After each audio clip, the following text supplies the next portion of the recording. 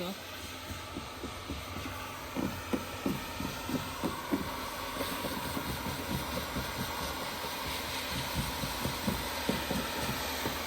Bak satıcı olsan var buradan zaten bak sağ girdi. Bakın.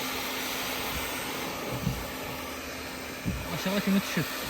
Aa gelir. Evet. Yani.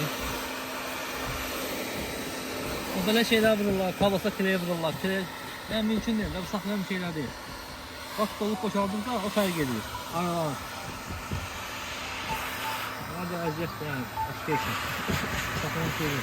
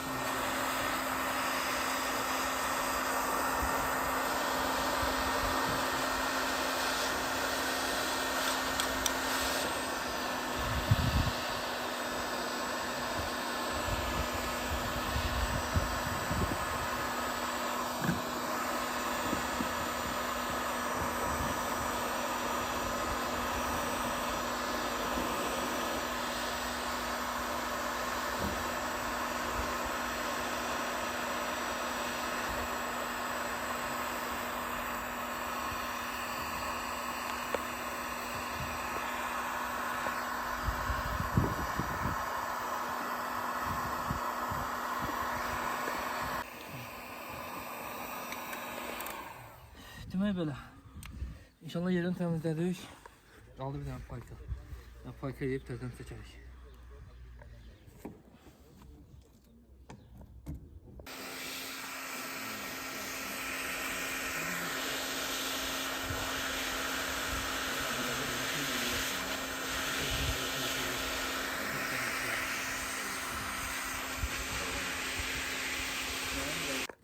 Selamünaleyküm, bir daha vaxtınız xeyir olsun. Demək belə, bak burasından patlamışdı, göstərəcəm utanmasa. Vasır xam maldan polietilendən istifadə edirik. Həm suyu təmiz saxlayır, həm də möhkəminə görə.